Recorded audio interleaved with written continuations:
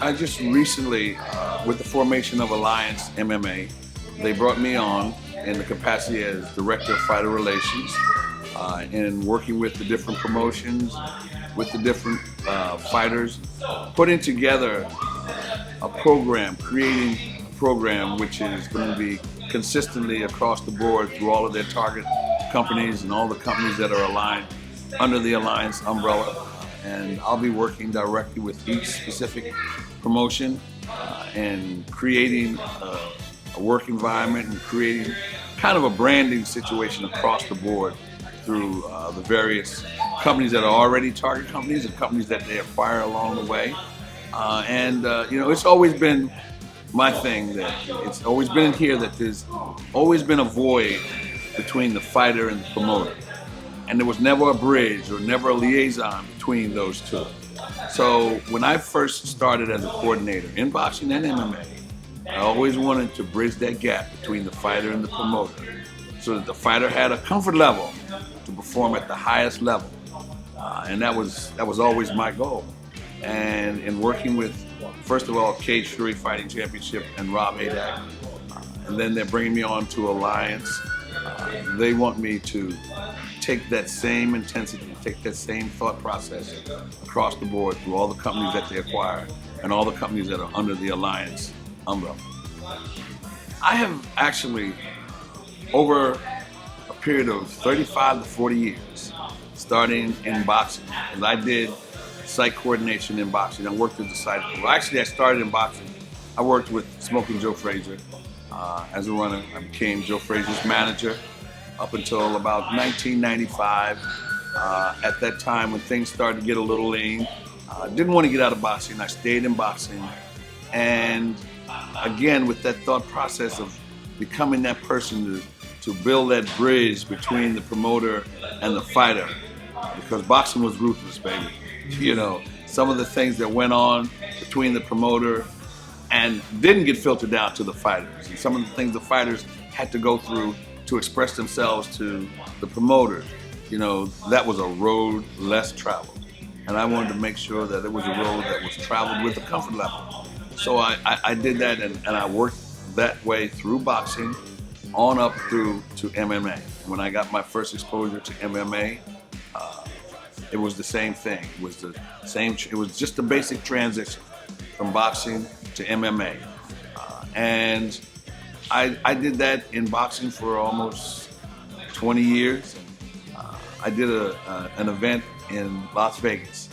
It was Costa Zoo versus Ab Judah, and at that weigh-in, which was like about an hour time, I was introduced to Dana White, which was my introduction to MMA and the UFC, and that was in 2000, November of 2000, and in January of 2000, I got a phone call from him saying, "Hey, I'm doing an event next month, or in the next month and a half, and you know, if you're ready to roll, we're ready to roll." Well, you know, at that time, that was my hustle. You know, I was an independent contractor, and it was just, you know, working.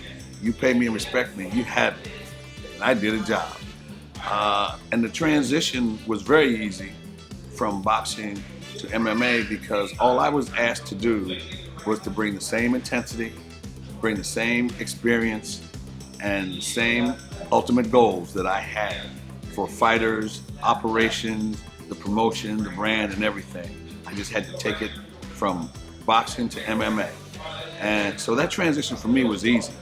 And I really didn't have anyone to actually tell me to say, well, hey Burt, this is what we want you to do. This is how you do it. I was told, Burt, you do what you do best, and you get it done the way you know how to get it done. You know? And my first and foremost was to become familiar with and know the rules of the commission, because the commission and the athletic commissions ran everything. And I just took that and put it in conjunction with what I knew the fighters needed and how I knew the fighters were treated, you know, what gave them a comfort level, and I just did what I knew I could do best. And when I was asked by the UFC to do that, and that's what I did. And my first show with them was UFC 31 in 2001. And I worked every show for 14 years, except I think I missed 3. My son got married and my 2 daughters got married.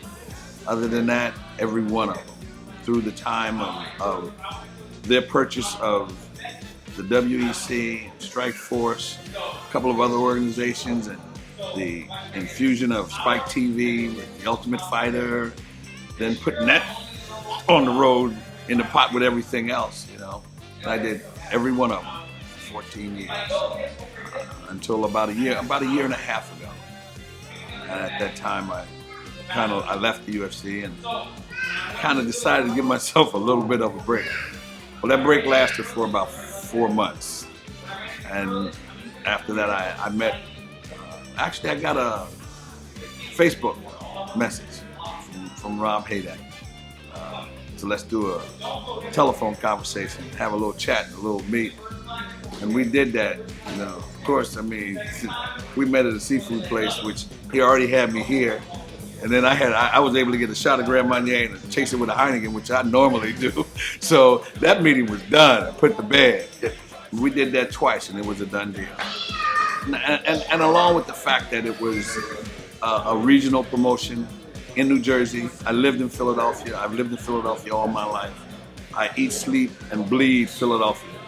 You know, so that and being able to be home with my family, you know, when I left the UFC, the first month and a half, I was home maybe 30, 40 days, was the longest I'd been home in 10 years, which was, you know, it's like anything. When you get into a fight, you don't know you've been in a fight till the bell rings and the round's over. Well, the bell had rung and the round was over. And I realized that it had been that long. You know? But it was, I mean, it's been unbelievable, you know, the transition and then transitioning into Cage Fury and then meeting Rob and then now moving into, you know, this new venture of Alliance MMA, which is unbelievable.